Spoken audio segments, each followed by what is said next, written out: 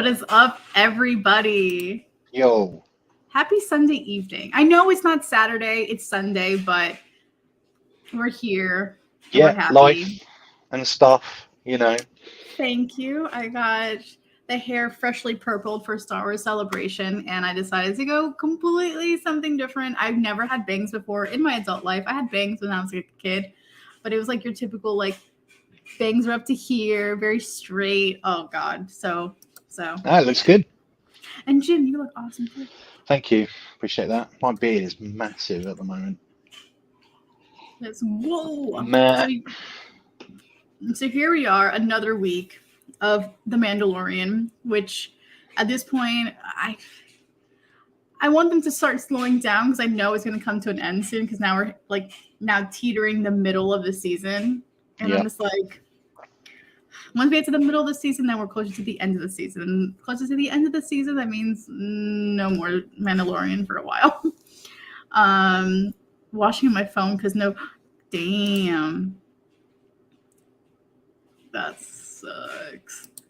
But thanks for being here. We appreciate it. Wait, why are you frozen? Am I frozen? Did my Wi-Fi go out? What's going on? Am I frozen? I'm not frozen. Jim's frozen. I thought my Wi-Fi went out for a second. Okay. Ooh, thank you guys. Because I was just like, oh my God, it's my Wi-Fi. Oh no. Something happened to Jim. Oh no. Yeah, peep unless it's a trap.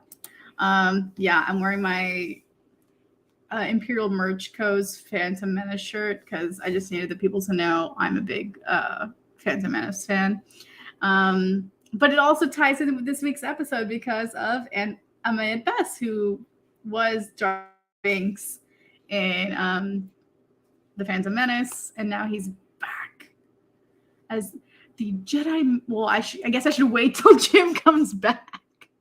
But in the meantime, yeah, now it's crazy because this is going to be my last, not our last one, but this will be the last time I'm streaming on from here for the next 2 weeks. Because next weekend, I thought Jim was just reading the comments.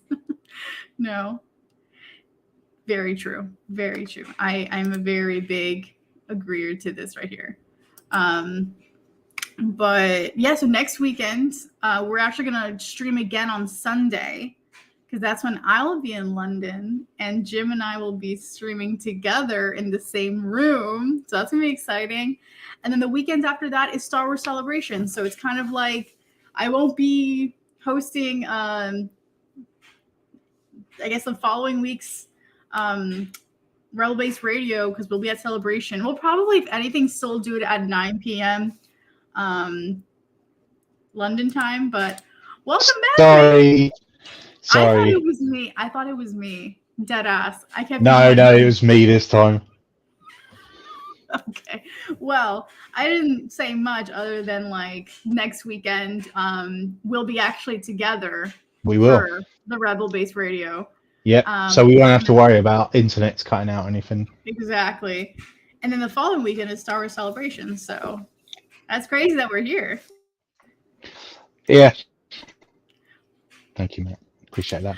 But I was also saying because I'm wearing my Phantom Menace shirt because it's tied in with this week's episode because of Ahmed Best, who played Jar Jar.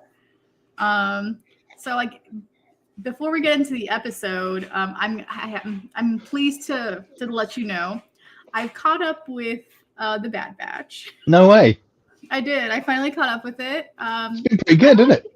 It is getting pretty good, and and of course it's happening towards the end. Yep. But yeah, no. When you were mentioning that the last episode, although you felt like it was a filler, it was a good transition. I agreed. Yeah. So.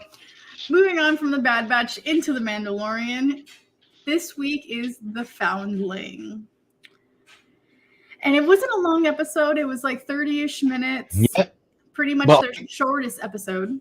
I didn't feel like it needed to be longer. I thought it was the perfect length, to be fair. It was perfect length. And did you notice who was directing it?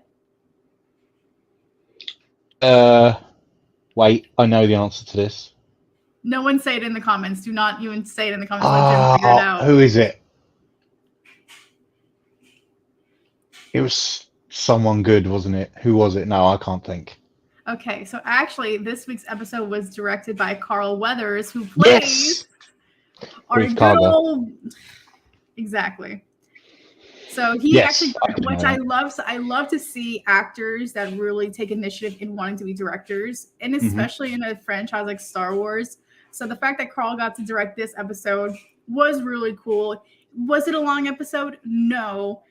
But did it have a lot of good content in it? Yes. So I hope, if anything, this gives Carl an opportunity to direct for Star Wars again in the future, or just being like, more involved in the creative process, kind of like how Bryce Dallas Howard usually is. Like, she's an actress, but she's also a director, and she's getting more involved in directing. So Carl did a great job. I saw that and I got really excited. I'm just like, oh, of course. Great man, great actor. For sure. And then, so do you want to just go through the entirety of the episode, or just like pick the pieces where? Whatever you want to do, it's your channel. I'll listen to you this time. Okay. Because I know at the beginning, fans are better directors as they get it. Yeah, I would say so. I mean, that's why, obviously, Jon Favreau's as good as he is, because he was a fan first. So, Same thing with Dave. Yeah. They were the fans since they were like children. So. Yeah. But basically, we're back with the Mandalorian group, the clan. And they're basically all training at the moment at the beginning of the episode. They're all just battling each other, doing different things. And then freaking Mando's like, hey, Grogu, let's have you go for a try. And I was just like, are you serious? Like, he can barely walk. He can like just go. He shuffles everywhere he goes. He goes. But like, he was like, so, he had such a lot of confidence in Grogu. He was like, no, you got to watch him. You got to watch him. And at first, when I thought of darts, I didn't think of like paint darts. I dead ass thought of like liquid. So when they said darts, like as their weapon of choice, I was just like, oh my God, Grogu's going to get like in the neck. Going to get done in, yeah. And he goes against Paz, was it Paz Vizsla, right? Or Par Vizsla? Paz Vizsla. He goes against Vizsla's son, and he's just like, I got this. And then literally they go, and the guy, like the son knocks him twice. And I'm thinking, this ain't gonna happen. This is, yeah. And then Mando gives his like daddy, advice, being like, you know what you can do. I've seen what you can do. Show them what you can do. And then, as if it was Attack of the Clones again, we see a little jumping Yoda going, and then 1, 2, 3. Yeah, and hits him 3 and 1. Genius. It was literally, it was cute. If anything, that was the cutest thing I've ever seen. Obviously, if anything, when we saw Yoda, the song's name is Ragnar. That's what it is, Ragnar Vizsla. That's a cool name. Yeah, it is. Ragnar Vizsla. Well, yeah, because it's always like pre-Vizsla, Paz Vizsla, like nothing like Tar Vizsla. Tar Vizsla. Very like 3-word. This one's like 6. But after that, basically, they're done with their training because all of a sudden someone's coming and swooping in. Freaking! I felt like I was in a game of. I was in Game of Thrones. Why are they training in such a hostile environment? Like, there's massive alligators in the sea. There's these giant pterodactyls in the sky. Go somewhere else. Really, like literally, because I was just like, they're massive as well. I literally thought this was like a mashup episode of Game of Thrones, and I thought someone was gonna say Dracarys and just start blowing fire, because like he came and swooped in and got Ragnar. And oh my god, but Bo-Katan got into her thing so effing fast and went like right after her, because I did feel bad because I was like thinking like, wait a minute, how far can these Mandalorian jetpacks actually fly? Because like I don't like they didn't get far. Like they kept one by one, and then I mean I loved how Mando took the initiative and still went after the kid. So I like that. I didn't even actually know. Obviously, we didn't find out that was Paz Vizsla's son until like way later. Later. Yeah. Training in hostile environment weeds out the weak or something. Well, I suppose, but don't you want your clan to survive? Yeah. Not have any like casualties? Yeah. I don't know. It just seems like that's the last place you would want to train. Right. Like, sure, have a relative hostile environment, but not one where they can literally wipe you out in a heartbeat. Especially when you like literally putting your feet in the water. And of course, once again, it's Ragnar who gets attacked. Yep. You realize from the episode prior, like, oh no, it was the first episode of the season. He's standing in the water and almost gets attacked by the alligator. Yep. And then he's the one that I'm like, yeah, these alligators, like, or these creatures know something. Just like, we don't like the Vizslas. Yeah. We're not a fan of that kid. We're definitely getting rid of him somehow. But yeah, once he gets swooped up and they all decide to go like on the mission there, then we see Grogu having a conversation with the armor, and he's like, "We're gonna turn you into a foundling." And when I heard that, I was like, "Are they just kind of indoctrinating their ideologies onto Grogu?" Like, pretty much. Like they're a cult. Like, this is a kid. At the end of the day. Stop, Chris. What is up, my friend? Oh my gosh. If you guys haven't gotten to see his review of the Dark Sword, oh my god, do it. I loved it. So great. So great. Makes me want a Dark Sword, but I can't afford another saber, so I am not touching buying any more sabers. I can't. I can't. Of course you can.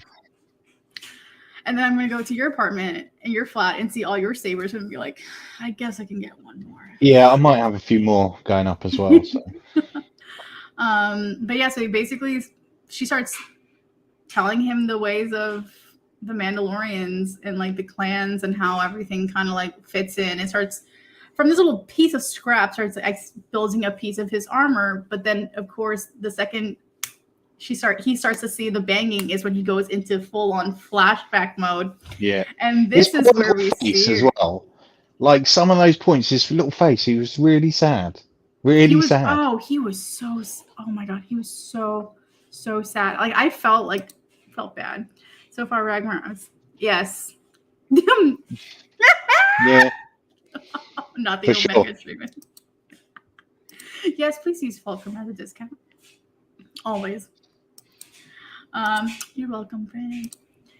But yeah, so we basically go back into this flashback of Order 66, which is like a heartbreak every single time I see it. But what's cool now is the amount of times I've been seeing it. We've been seeing it in so many different angles.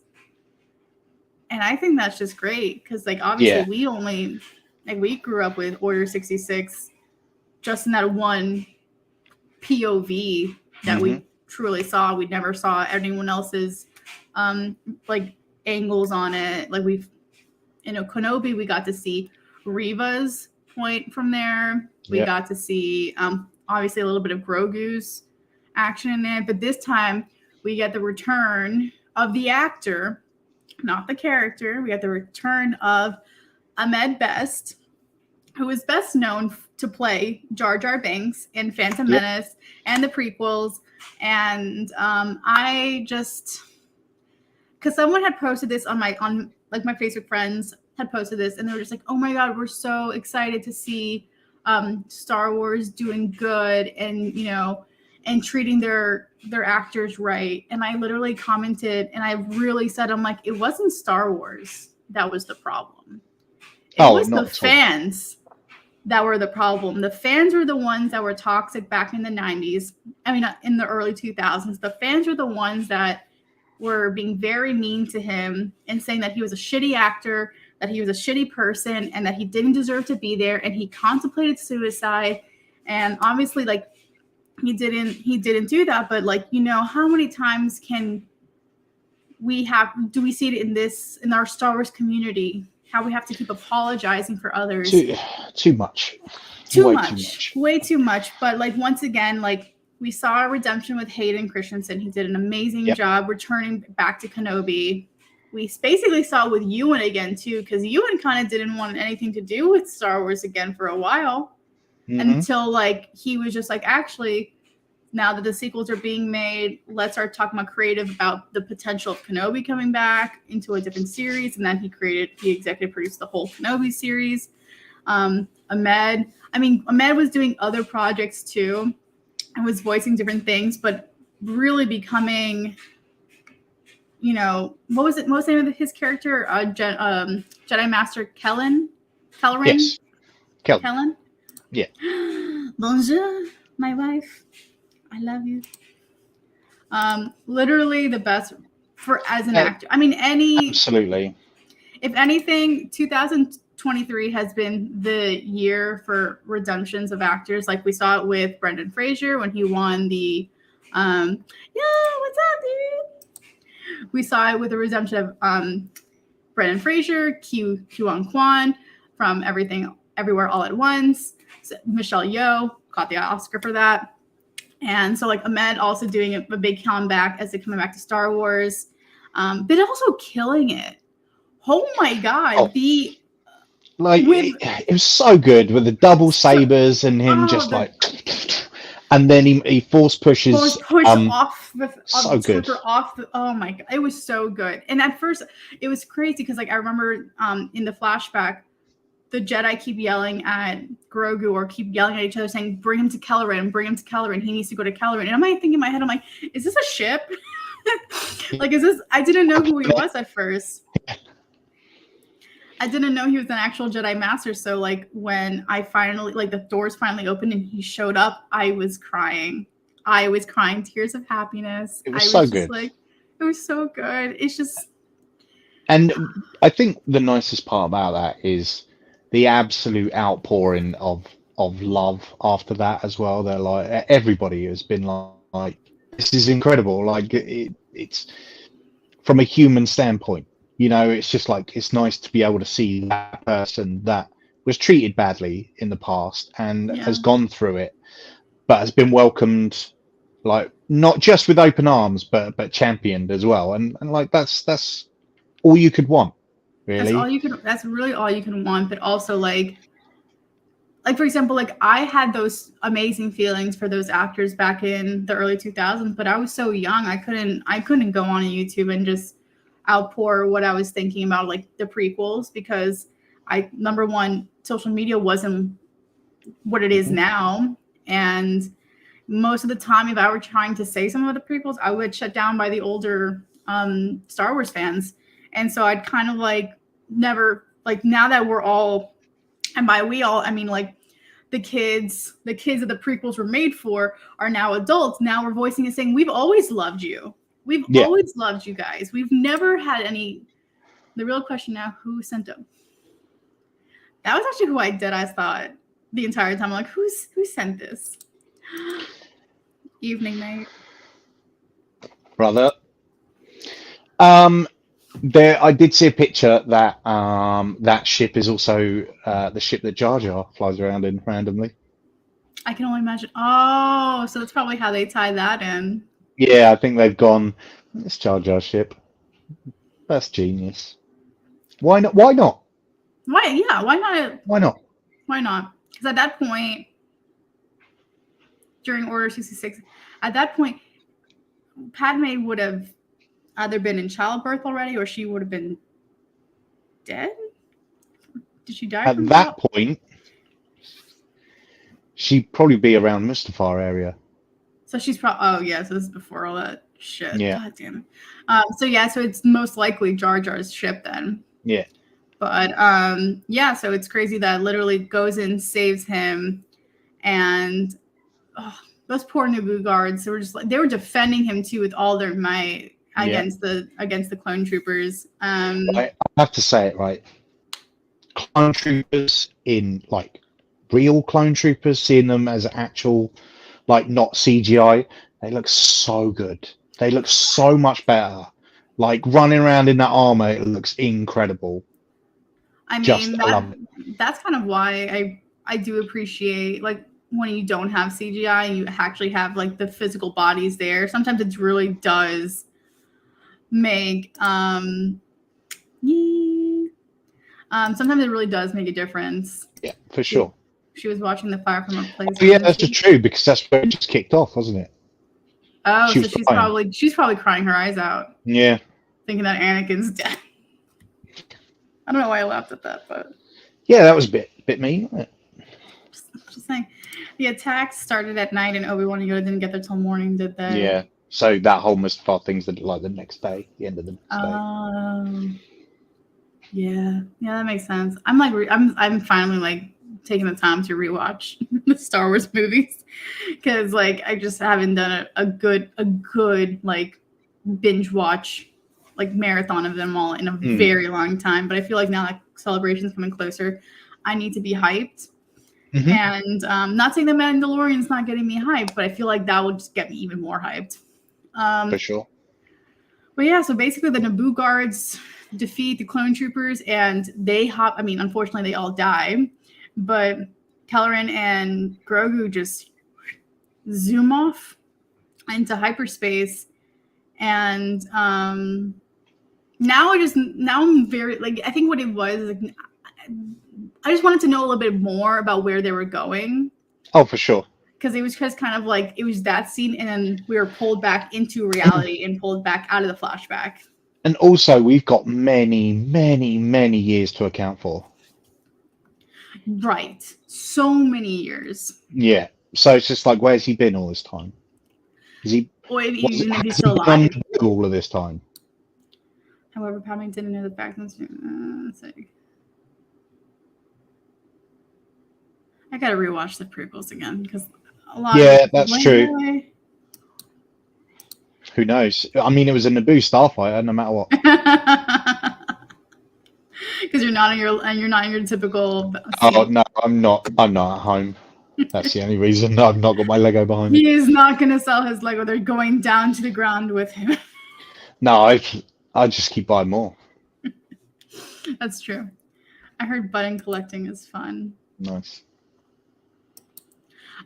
By the way, I've seen so many people with like, I'm actually really excited. The one thing I'm really excited for Celebration is when I meet people is to get the swag because so many of them have, I've actually seen some really cool buttons and pins and stickers and stuff. So I'm excited to like get some of that shit and take it home with me. I've seen loads of stuff. I'm not taking anything though. I was going to get some stickers and I couldn't be bothered. So you're taking my sticker, right? Oh yeah, for sure. I've got stickers for you. I've got stickers for like a very few select people. Because I only got 10 of each printed. Oh.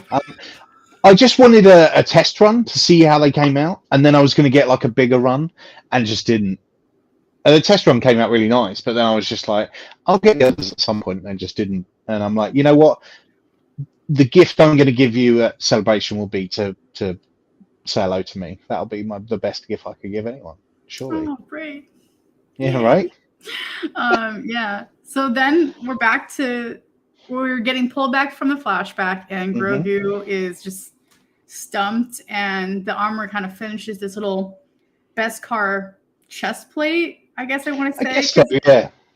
I mean, it can cover his entire chest, but it looks very out of place. Yeah, it was weird. It kind of looked more like a shield than anything. Yeah. I mean, which, if you're going to get shot in the chest, that will protect you. Oh, for sure. But then he's also got Beskar chainmail on anyway, so that's like 2 layers of Beskar. That's very heavy. Yeah. for a little nugget like him. He's a little nugget like this. He's like, I love the puppeteers that like just make him walk and shit because it really does look like. Always struggling to do anything, especially in the sand. I'm like, someone just pick him up, please. Literally, I thought the armor was going to pick him up on their hip and just walk like a baby. But no one did. And I was just like, you're just making him walk. Assholes. But yeah, so basically she I guess, anoints him and tells him like, you're now a foundling. Like, welcome to the ways of the Mandalore. This is the way. And he's just staring out like that. Sure. Sure. I also feel like once Grogu like develops his speech and stuff like that, he will definitely take what the Mandalorians taught him and probably use it in his fighting and his style and everything. But yeah, now we're back to rescuing Paz Vizsla's son because the kid needs to get freaking taken by a pterodactyl. Yeah. And then, I mean, they make it to, I mean, I think the one thing I really liked about Bo this episode is that she really just stepped up and said, I know how to get there. I know how to climb it because I've been trained to do so. And everyone's just like, oh, yeah, maybe we should have listened to her. And I think, not saying that she was ever dismissed in the past. I think she was definitely looked over by Paz, especially. He wasn't a fan of her or anything, and I obviously, even the armorer had said in the past like she wasn't one of us, and that. So I think this kind of helped solidify her place within, and like even when it was funny when they were like, here, let's all eat some food. How do we eat our food without taking our helmets off?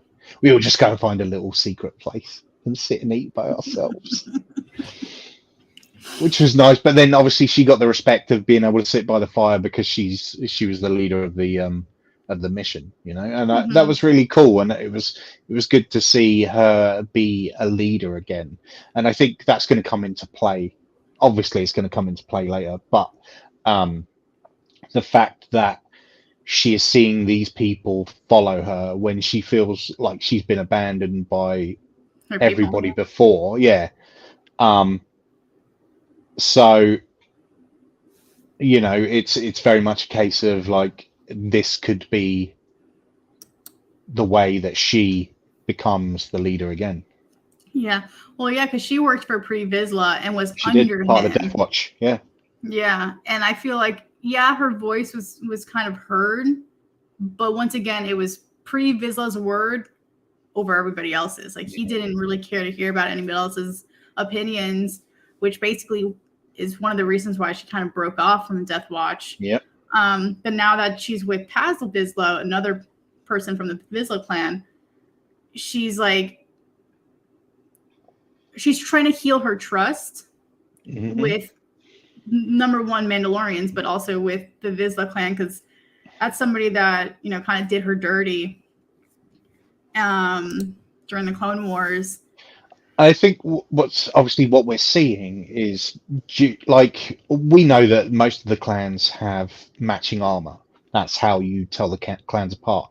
And so everybody that is part of this particular Mandalorian clan, all their armor is different. So they've come from everywhere. So this is literally like pieces of the whole of Mandalore coming together. These sort of like, it's only obviously still a small group, but it is a cross section of the Mandalorian people. So I think this is going to lead to the rebuilding essentially of Mandalore, which is what I think everybody's been looking for. Because I remember before the Mandalorian was ever even announced, I remember working at Disney and me talking amongst my Star Wars friends. A lot of them were just wanting more of Mandalorians, because after Sabine became a character, and after Sabine was actually a character in the parks, and they saw her armor, and they, during the time of Star Wars weekends, you saw roaming around Boba Fett and Jango Fett, and then you also saw Sabine walking around. So people were just like, I want more of the Mandalorians that look like that. So now that we have the Mandalorian, the show, and we're also, of course, Boba Fett as well, the book Boba Fett. And now we're getting to see like the reunification of Mandalorians coming together to rebuild Mandalore. It's about effing time. Yeah, for sure. And so they this, I enjoyed this part. So when they're all climbing up, they're all climbing, and then like Paz saw the heat signature of his son and just like rushes in there, and then all those little birds start. The babies. And I was just like, that's mental. They're huge. They're ridiculously sized. And then the mum turns back up, and you're like, oh, this has just gone from bad to worse. Yeah. And then he just comes out of the mouth. I'm just like, yeah, that was pretty grim. And so then obviously, I can't remember what happened next. You're going to have to say it because my brain. I mean, basically, they were able to get him, and also kill the mom. Because the crocodile came out of the water again. Yeah, because they were falling near the water, and then all of a sudden, like, crocodile came out and like. Oh yeah, because it started to fly away with him again, yes. and Paz, and then Paz. they're like, pew, on their jetpacks. Yeah, and started falling near the water, and since they were so close, the gator got him, but Paz was able to get his son. And I think that was for the first time I've ever seen a father-son relationship. I don't want to say like because I'm not dismissing Django's and Boba's relationship ever, but like post Clone Wars, post all this, it's the first time I've ever seen like a Mandalorian and like father and son have an intimate moment because they're very non-romantic. They don't show affection to each other, but in that moment, it was like he grabbed on for dear life as if he did not want his son like let go of his son. I'm like, you know, every parent is like, if you ever see your child in a dangerous situation, you're like holding on to them for dear life. So I thought that was like a really like genuine moment for sure that we don't really see often, in my especially opinion, with the Mandalorians, you know. Although my one question is, did Paz Vizsla and his wife bump uglies with their helmets on? Why don't you go and read some they had to have, right? They had to have. You're not allowed to take your helmet up in front of anyone. Listen, you should just read some Mandalorian fan fiction on Wattpad, man, or AO3, because just sit there, absolutely butt naked, but helmet still on. I mean, clanking away. But didn't remove his helmet. Yes, that is very true. Very true.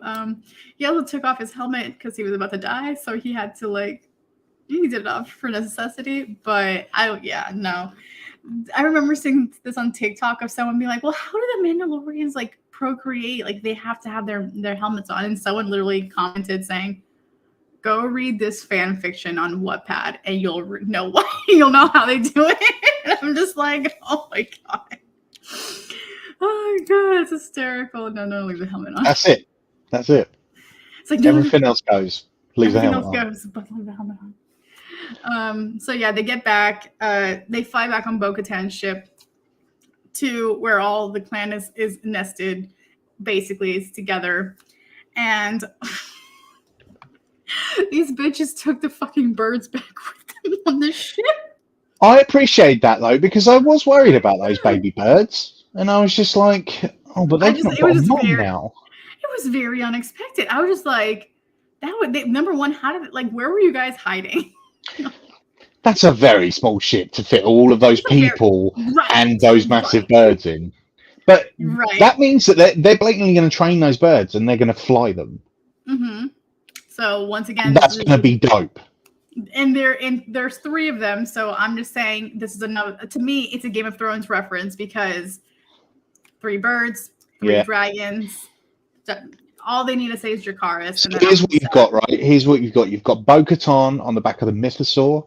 You've got Din, Paz, and the Armorer on the back of those 3 birds. With Ride of the Valkyries playing in the background, right? Just... Dun, dun, dun, dun, dun, dun, dun, dun, dun, dun, dun, dun. Oh my God. With the sunset behind them, you know? And they're just coming in. I forgot even to mention this part. Because I remember Bo-Katan going up to the Armorer and saying, what happens if you did see the Mythosaur? What happens if I did see the Mythosaur? Like, it is real. And then the Armorer's like, it's okay. It's okay. She's like, yeah, we all see things. We all see things. No. Worry.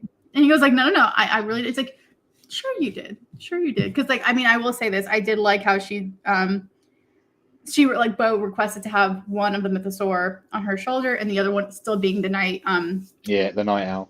The night owl. So I did appreciate that. But I did see I did see a meme going around. I think everyone has probably saw this one. If you didn't, you need to go find it.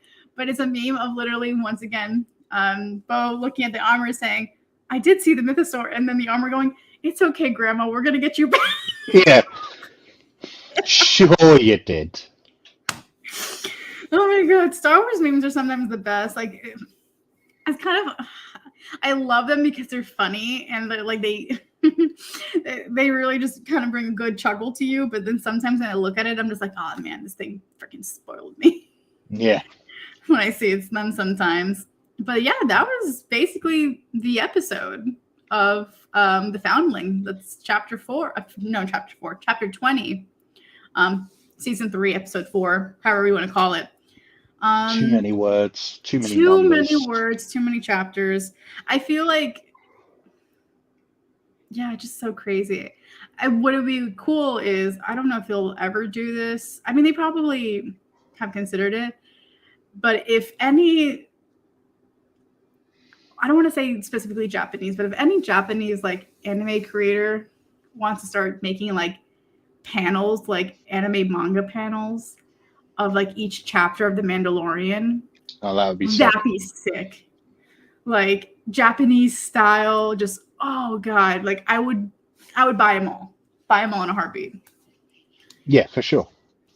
But yeah, that was this week's episode of The Mandalorian. Jim, what would you rate it out of all the episodes we have right now? Oh, that's a good question. Because then we have 4 episodes. Yeah. I mean, obviously some episodes have been better than others. Some have been longer than others. It's interesting because they've all been quite different as well. Like, we've definitely had a cross-section from this series. And I know some people haven't enjoyed that, and some people are just the way they are about Star Wars. I've really enjoyed each of the episodes for what they've given us. This one, I think this one for me is probably a solid 8. I don't think any of them have got less than 8, to be fair, because they've all been that, in my opinion, they've been that good. But I liked being able to get back, like, starting to see what did happen to Grogu. That was really nice. Obviously seeing Ahmed Best back. Always having a bit of Jedi action going on, that always like tops things up a notch. Dual sabers, love it. And and then just seeing more about this particular clan of the Mandalorians. It's just really good. I just really enjoyed it. I think I would give the same thing. I think I would give it an 8. If anything, an 8.5. Just I'm giving the 0.5 as an added bonus just for seeing Ahmed again. Like I was, like I know someone had spoiled it for me that morning because I saw a meme and I saw his face and I'm just like, me too. And I'm just like, oh, so we're gonna see him. The same meme from the same person, I think. Yeah, and I was just like, oh. So I literally had to go watch it because I just like at that point, like I realized it's apparently gonna be that much of a spoiler. I'm gonna be seeing more of it on my Instagram page. Yep. So I went and I saw it immediately. But yeah, I mean, I'm hoping that this continues because I'm not saying this is gonna start the opportunity to bring back former Star Wars actors and bring them into redeemed roles. Because like I think if anything, we've seen it with Hayden, we saw it with Ewan. We didn't technically see it with Reva, but Reva kind of was treated bad. But all of the true Star Wars community really did get behind her and like support her in that.